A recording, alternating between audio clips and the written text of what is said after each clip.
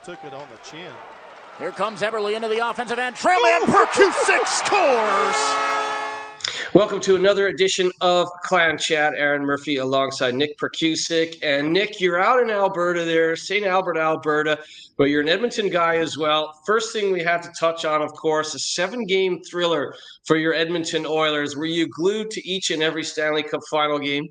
Yeah, it was every single one, whether it's just watching with friends or being in the city and experience that. It was pretty incredible. And obviously it didn't end the way everyone would have hoped and didn't kind of cap off the Cinderella story. But just to see the way the city was for that 2.5 month stretch, it was crazy. The whole city was together. It was like every second night or whenever it was game night, people were coming together supporting the Oilers. So just watching that hockey and how badly they wanted it and their compete and they never gave up. It was pretty cool to watch, and honestly is just getting me excited for the upcoming season for myself and our team. You can't help but be excited to play after watching that. Yeah, it was unbelievable. And unfortunately, on this side of the pond, we're watching it at 3 and 4 in the morning by the time Game 7 winds down. But it was a special final. Kudos to the Florida Panthers. But I'm sure there's a little bit of disappointment in your neck of the woods with the Oilers just falling short. But I mean, McDavid is just a different beast altogether, and a worthy winner of the Conn Smythe. Let's talk about something. We just spoke about this off camera a little bit. You've been doing your summer skate with some pros there in Alberta as well, and one of your future teammates, Mr. Landon Bowe, is on the ice with you the last few days. How's that going? Yeah, it's been really good. I actually, so I grew up in St. Albert, and I played some minor hockey with his younger brother. So I'd always known the name. I'd seen he'd, played a few games in the NHL, and always heard the name. And then I saw that he signed, and I thought that was pretty cool. And then the next week I showed up to my summer skates, and he was out there. So I've been talking to him a little bit. He's excited for sure. He absolutely robbed me today. We just got off the ice like half hour ago, 2-on-1, huge glove save, backdoor. So no, it's good. He's a great goalie, really good guy, and kind of cool. Yeah, he's been on Clan Chat here, and certainly he's excited about the opportunity to come to Glasgow. He's really looking forward to playing for head coach Corey Nielsen. So I'll ask you about that as well. I mean, that's pretty cool. You'll already have a pretty tight friend on the roster when you come over here. But have you guys talked a little bit about Coach Nielsen, talked about the city, and just talked about the opportunity ahead? Yeah, for sure. Just about Coach Nielsen, I think we both, when we're talking about, I guess, how we came to signing in Glasgow, that was obviously a huge piece was Coach Nielsen and, his past success and, I guess, being aligned with the recruiting process along the way. He's very upfront, especially with me and what he's expecting of me and what I bring to the table. And I respect that for sure. So I've heard great things. My coach last year, Andrew Lord, really pushed me in this direction and towards Corey, and so that was a huge help, and I'm pretty confident in the job he's going to do. Well, that's interesting. Andrew Lord, again, we were saying off camera, I mean, probably no more successful guy over the last couple of years of his career in the EIHL behind the bench, winning everything for the Cardiff Devils. Just talk about playing for Lordo last year and kind of, because you stepped away to coach a little bit, and we'll talk about that, but you were back in pro hockey last year, and no better coach to have than Andrew Lord. Yeah, he's done so much for me, honestly, just giving me the opportunity to come out of, I guess, my retirement and to play professional hockey and taking a chance on me, and then sticking with me throughout the whole season. If just letting me develop and get back up to speed and understanding that. So he's been great for me, and he's a great coach as well. He puts in so much work and effort to all the small details. So it's really hard not to want to go to battle for that guy, because he's, he's there early, he's there late. He's doing everything he can to make that program in Greenville great. And obviously he's moving on now, but he put everything he had into it. And I think from where he took it over to, where he took it to, the program just grew a ton. So he was great for me as well as for Greenville. So he's off to, you mentioned there, he's changing scenery. He's off to Halifax to coach the Halifax Mooseheads. That's a pretty cool move, because we were discussing that's a pretty iconic franchise, Yeah. and probably a clear pathway that we won't be surprised to see him behind an NHL bench someday. Yeah, I wouldn't at all. And like we were saying a bit earlier, it's a great spot, Halifax, and just their history and being one of the marquee CHL teams. And I think hopefully for him, that kind of leads into a higher level of professional hockey. But I have no doubt, just seeing how he works and how he even develops as a coach, I have no doubt he's going to take the next jump as well. You had a great run in NCAA hockey at Robert Morris, 4 years there, and certainly you were the captain for 2 years. You've worn the C a couple of times throughout your hockey career, and leadership, I'm sure, is something Corey Nielsen talked to you about. Tell our fans, the Purple Army, what they can expect from Nick Prkusic, both from the leadership perspective and after your season in Greenville. Yeah, as a player, I'm definitely a two-way centerman. I play both sides of the puck very well, especially defensively. And I will say, like, maybe my stats don't show, but I, at least from last year, I do provide some offense. A very capable shot, great at managing the puck down low. And I would say I'm kind of 50-50 between a playmaker and a scorer. And I'm hoping for sure to take a jump this year in terms of production. But at the end of the day, I play extremely hard. I'm physical, great on the dot, and I shut other teams down. So I definitely know my role, and that's kind of that. And then just the leadership aspect as well. Not playing for a few years and then coming back, I just really love being a teammate and showing up to the rink every day. So I understand that I have to be a good locker room guy as well, and I take good pride in that. So, yeah. Greenway steals us away in the offensive end. Old cuts outside, works in, shoots, save made, rebound, scores! Nick Prkusic has his second of the season.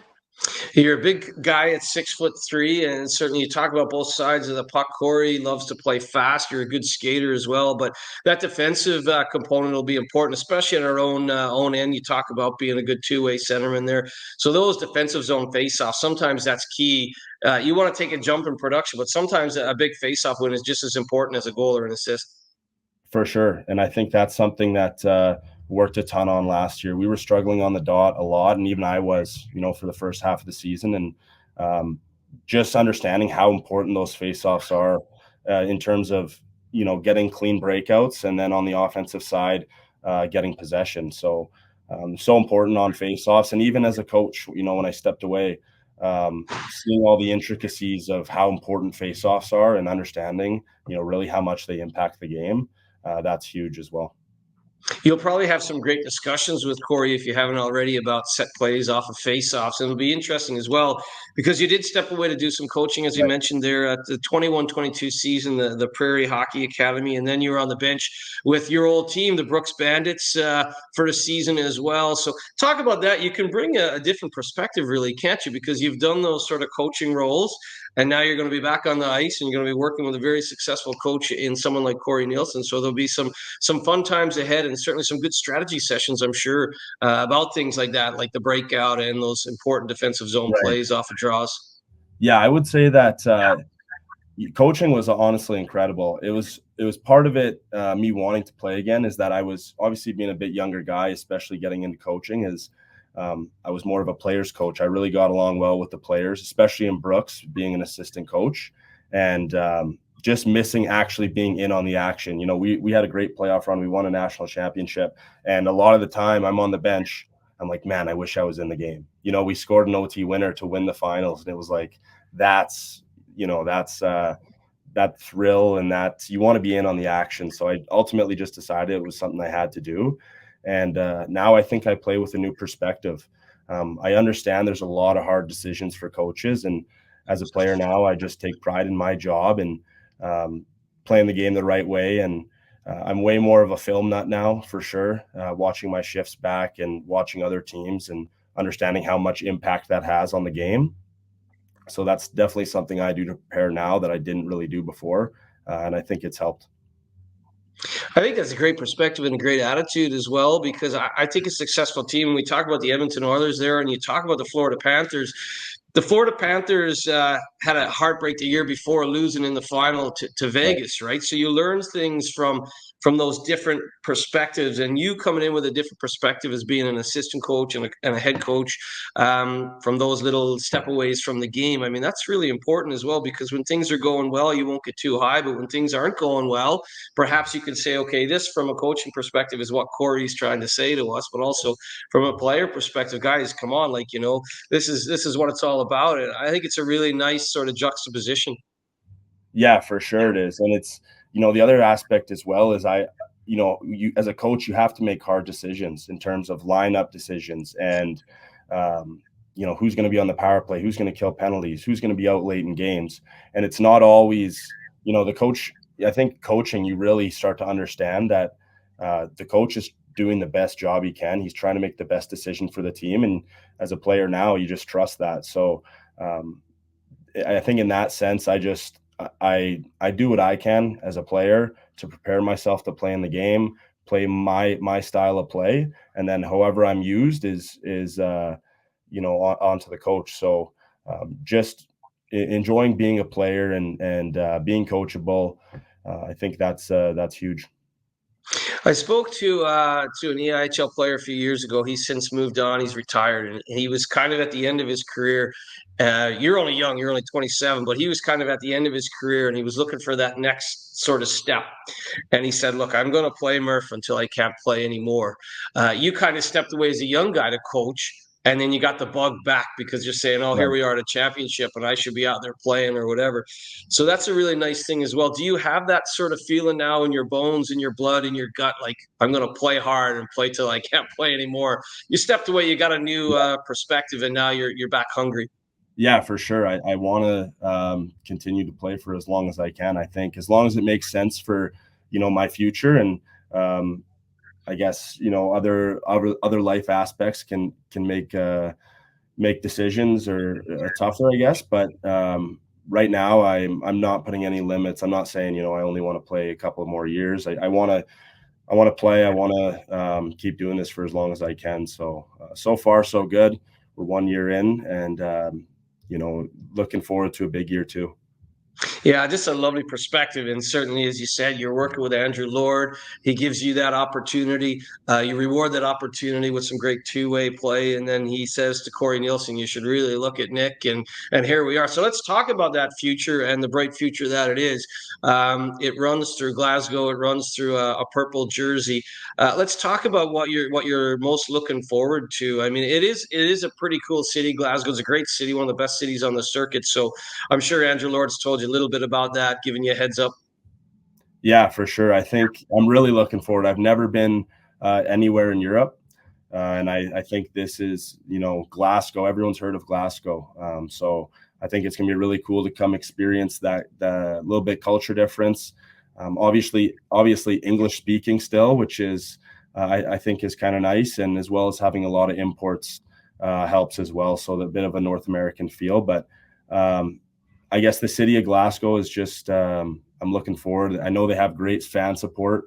And I've heard that the crowd there is a bit different than the North American crowd and how into it they get and their cheers. So I'm really looking forward to that. And just meeting a group of new guys and figuring out our team and our journey together.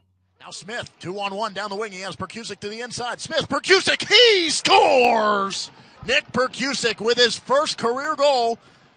Yeah, it's neat, like we said earlier, that you've already got that connection with Landon Bow, so you'll have someone in the room right away. I think that's important as well if it's your first trip to Europe. Yeah. He's had that sort of experience playing for Jaromir Jagr's side in Czechia. I think he said to us on Clan Chat he was really looking forward to being an English-speaking first sort of language with him and his family situation, but that'll be a nice little advantage that you'll have at least each other a friendly Alberta face, and you'll have Chris McKay, who's an Edmonton boy as well. So the Alberta guys are coming, and that'll be a nice. We'll have to separate you in the locker room though, so it doesn't become the Alberta corner. Yeah, we don't want to start a clique, for sure. When you look at the Elite League, it keeps getting better year on year. What did you know about the Elite League? Obviously, you were able to probably pick the mind of Andrew Lord over and over again after all his championships for Cardiff. A lot of guys that have come on Clan Chat, some of them have known a lot about the Elite League. Darian Kelb said he was honest. He said, I don't know a lot about the league. I know a lot about Glasgow. And so where were you at on the fence there? Did you know a lot about the Elite League?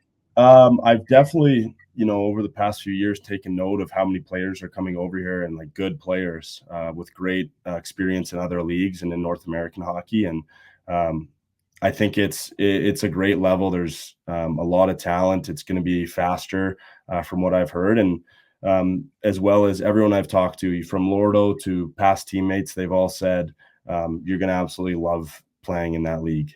Everyone I've talked to has a great experience coming to the EI. And I think that was, one of the huge factors is just hearing from other people how much they enjoyed their time and the hockey as well. And you mentioned the Purple Army, the crowd. Yes, there's no better place on a Saturday night than Braehead Arena when things are going well. They'll also let you know when it's not going well, and I think that's an important sort of flip of the coin. You'll know when it's going well, and you'll know when it's not going well. Yeah, it's neat. There's a lot of really good players that have come, and with your NCAA pedigree, we've talked to a couple of guys. The NCAA hockey has become really prevalent over here with things like the Friendship Four in Belfast and whatnot, and I think watching video of you at Robert Morris and even watching video in Greenville last year, your size, your skating, your shot, I think it's going to be a lovely fit because it is more of a North American style in the Elite League than say in Czechia or Norway. So that's probably something that probably piqued your interest too. Yeah, for sure. I think Olympic sheet. I'm not wrong on that, am I? Olympic ice. Yeah, so that's going to be an adjustment as well. I don't know the last time I played on Olympic ice, but obviously a little bit more time and space. And the guys at that level are so smart and being able to set angles. So it'll be a bit of an adjustment, I'm sure. But overall, yeah, that North American style in terms of how many imports, a lot of them are North American, and a lot of them have come from the AHL, East Coast League, NHL even. So I think that should be not too much of an adjustment in terms of style of play. Should mention as well that not all buildings are created equal. We have everything from 9,000 seats down to, I think, 1,400. And certainly your home arena, Braehead, I believe, is 3,600. So there's everything in between there. And you know what? Not every ice sheet is made equal as well. But you'll get to know that pretty quickly. And the guys like Robert Lakovich and some of the returnees, Reese Kelly, will be able to give you a heads up on sort of the ice sheets and the different buildings and the different crowds. It'll be neat for you. I think the Scottish derbies are a lot of fun to play in when you're in Dundee, when you're in Kirkcaldy playing the Fife Flyers, or when those teams are in Braehead. I think you're going to enjoy those sort of derbies, and I think you'll enjoy places like Belfast and the state-of-the-art facility. It really is a league that offers a little bit of everything, and you've got to be able to go with that. And I get the sense that you're going to be able to just take it all in your stride. For sure. I've heard some of the arenas they have some, unique differences. And I think that's pretty cool. But from the crowds, and I've heard so many cool things about how engaged the fans are and how much they get into the hockey. So I'm definitely looking forward to, seeing all those different cities, traveling through the country and experiencing those different arenas for sure. You talk about your summer skates there, and we've asked your other teammates on Clan Chat here, what is your summer training? What does your summer regimen look like? Yeah, so I'm actually at the gym right now. I train here every morning at 9 a.m. Right now I'm skating 2 times a week. It's about to ramp up to 3, mostly skill skates. And then I also do, so this is the gym I work out at. I also run the on-ice skates here. So I train on ice our athletes, anywhere from U18, junior, and a few college guys. So kind of a perfect little setup for me in terms of kind of being able to do all in one place. And I'm still doing coaching. I sit down here and I'll do video with our players, and it's just a pretty good setup I have right now. That sounds like a great setup, and it sounds like you love hockey. I can hear that coming through, whether it was off camera earlier chatting or now during the interview. You radiate someone that just loves hockey, and I think that's so important. I mean, I'll be 100% honest. Last season wasn't great. We finished last. We need to have people that love hockey, that love, people that can't be too worried about travel or different rinks or whatever. That's what I say. It seems to me like you can take it all in your stride, and I think it's important that you seem to just want to be around the game, whether it's helping young players out or working out. So that's the real asset. Anyone who's not seen any of the clips of you, whether it's at Greenfield or in NCAA level, just let the Purple Army know. Again, you're talking about your two-way game, but like those sort of situations when the game is on the line, like what exactly, like what's in your head? What makes you tick when you come out for that big shift? Yeah, I think I wouldn't have made it to junior hockey, NCAA Division I, or professional hockey if I didn't compete. That's my game. I'm a competitor. I love to play hard, physical, win puck battles, do the small things it takes to win. And so that's what you're going to get out of me, honestly. And I think it's because I'm so passionate about the game, and I just want to keep playing. And there's nothing that I find as thrilling or fulfilling as going out there for 45 seconds, working as hard as you can, and doing the best for your team. That word there, compete, that'll be music to everyone's ears, the fans, management, and everything in between. So you talk about your two-way game, talk about your willingness to be a good locker room guy. I mean, that's important. You need that sort of all-arounder. Is there anything you enjoy doing off the ice? Because there's like golf, there's some great golf courses in Scotland. Is there anything, you said it's your first trip over to Europe. Is there anything you're really looking forward to doing while over here, away from the rink? Yeah, I think,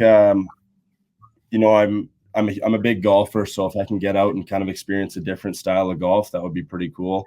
I'm looking forward to that. And then seeing like the different architecture. I know there's a lot more history. It's a lot older of a country than Canada.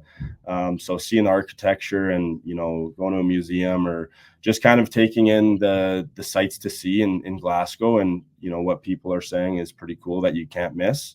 That's kind of what I'm looking forward to. Well, Nick Prkusic, thank you for taking the time out of your busy hockey entrenched schedule, whether it's doing video with young players or working out yourself. I know the Purple Army will embrace you with open arms come this coming season at Braehead Arena. So once again, thanks for taking the time to join us here on Clan Channel. We're all looking forward to meeting you in person, and all the best with the rest of the summer there in Alberta. Thank you. Really appreciate it, Aaron. And I can't wait to get there.